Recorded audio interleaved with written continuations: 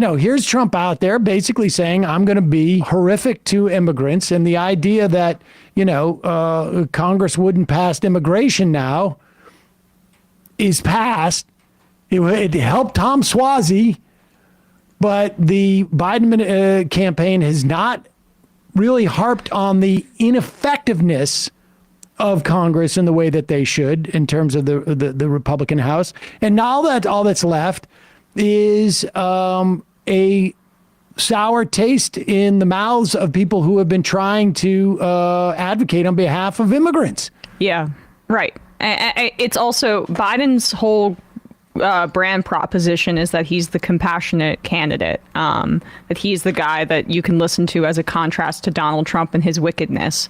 And that's slightly undercut when you're funding a genocide and when you're conceding like 90% of what the Republicans are saying about immigration. That it's just, even though I disagree with it on moral grounds, on efficacy, on like public policy grounds, I also disagree with it politically. I think it's harmful for his brand, but he can't get out of his own way. Here is Donald Trump in a follow-up interview with Howard Kurtz. This happened yesterday, where Kurtz is asking why he uses this type of rhetoric on immigration. And this is like a good example of why Trump is able to continue to say stuff like this, because it is, Kurtz is just saying, well, it's just for show, though, right? As if that's okay. That doesn't have precedent. When you talk about illegal migrants, and it's a huge crisis at the border, and after 3 years, obviously the Democrats bear the primary responsibility. Why do you use words like vermin and poisoning of the blood? The press, as you know, immediately reacts to that by saying, well, that's the kind of language that Hitler and Mussolini used. Well, that's what they say. I didn't know that, but that's what they say. Because our country... Pause. I just want you to like how dismissive it is, as if the charge is you're just copying Mussolini and Hitler, not, hey, in your complete attempt to articulate a position, it comes out and it sounds just like Hitler and Mussolini. In other words, you've got there on your own. As if that's his defense. That's his defense. Like, oh, I didn't realize I was.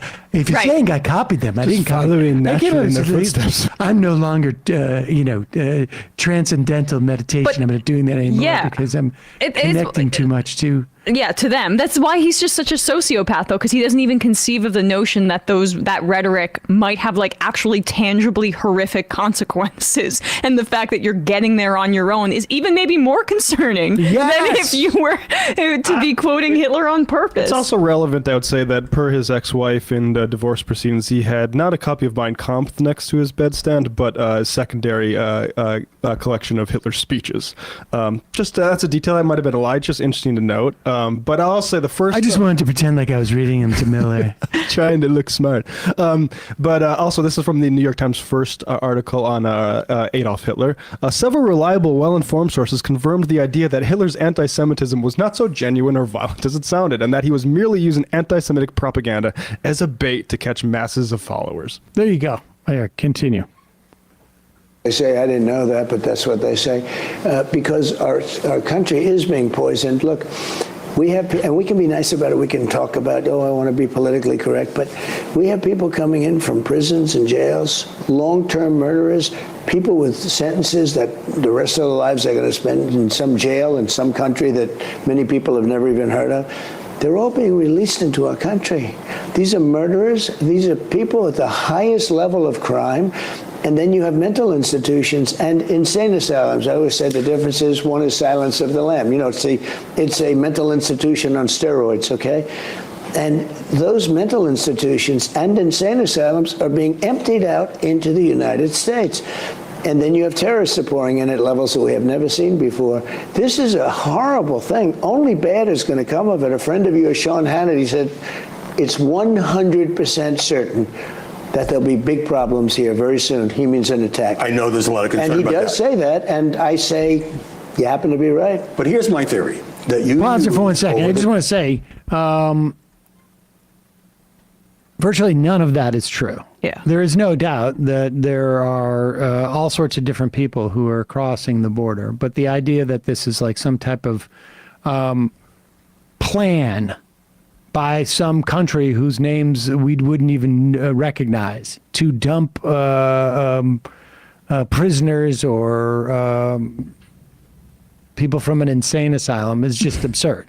What country's name would we not recognize? Like there's a pretty well-established list. They're weird names. Well, if you say specifically like how, for instance, Venezuela, which has been in the news lately, why are people fleeing Venezuela? It might have something to do with our foreign policy and destroying their oil industry massively. Right, but I've heard the word Venezuela before. I think most Americans have. It's an odd construction, and you wonder. We don't know where they're coming from. Let's put it this way. We've heard of all the white countries. Yes. It's just the other ones we don't know. Or but I also think it's a little bit of a way for him to be like, it's probably the Jews. It's great replacement theory stuff that are orchestrating this. I don't know. And I say, you happen to be right. But here's my theory, that you use over-the-top, sometimes inflammatory language because that drives the media debate. Did Trump Pause it go for too 1 second. far? This is extraordinary. I want you to stop and realize what we've just witnessed. Howard Kurtz says, why are you using words like this? You know it's going to get you attacked by the press. And Trump's response is, well, I'm using words like this not because I cribbed it from Hitler and Mussolini. If we share the same language, it just happens because it's true. And not only will I just assert that it's true, here's my series of assertions to support the original assertion.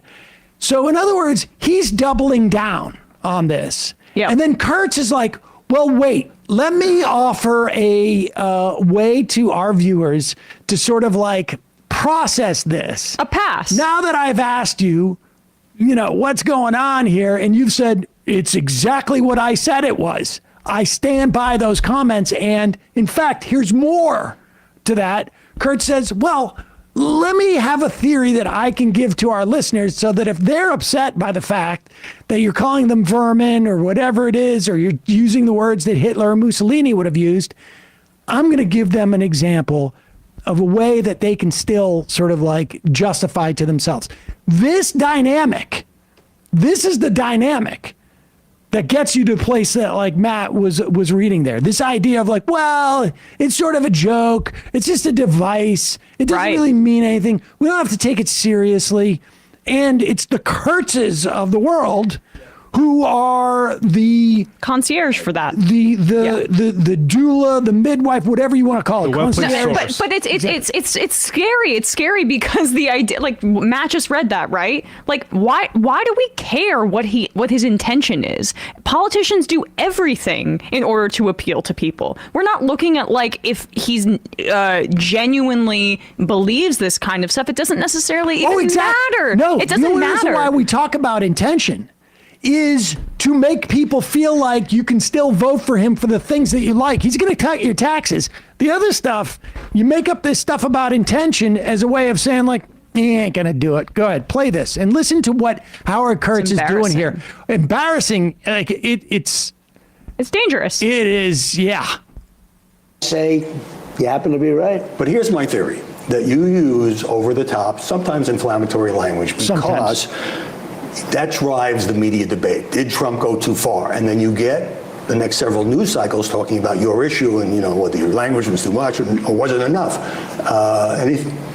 Any thought that I might be right on that? It also gets people thinking about very important issues, that if you don't use certain rhetoric, if you don't use certain words that maybe are not very nice words, nothing will happen. That did stir debate, but it happens to be true. I hadn't seen this before. That is just outrageous what he just did. I've never seen such a leading. I do leading questions like when we interview people because I'm clear about what my ideology is sometimes, and it's just like, oh, I agree with you on X, Y, and Z, whatever. But that's not what that guy's supposed to be doing, and that's certainly not the tenor that I would use talking to the freaking like Republican nominee and former president of the United States. Like, here's what I think you really want to say here. Here's what I think you really actually mean. You don't actually mean the Hitler stuff. You're trying to be like inflammatory. You're trying to get clicks, basically. But this is even worse than leading him, because even Trump wouldn't even go there. Like, no, that's not it. Actually, no, I just like, we got to be tough. That's the only way you get things done. But what Kurtz is doing is not even leading in that question. He is literally developing he's laundering. He is developing a way that, like, look, he is looking to the Fox audience and saying, you may have a problem with him, because maybe your neighbor is an immigrant, maybe your family is an immigrant, but understand that what he's really doing is just trying to win an election to deliver you your tax cuts or whatever it is you think is the benefit. It is beyond. We are in like full on like propaganda for the worst elements of our body politic. But there's no multi-billion-dollar corporation or multi-million-dollar corporation that can sue Fox News for this kind of journalistic malpractice. So they'll keep engaging in whatever racist, fascist, crazy nonsense that they can, because there's no Dominion or other corporation that's been materially harmed. Just the Black and brown people and the immigrants and people in the society who are historically marginalized. They're just the people that bear the brunt, but there's no financial penalty that Fox risks. So Howard Kurtz can pretend that he's still a buttoned up journalist and engage in that kind of questioning with a guy like Trump. I mean, truly embarrassing, but that's his role.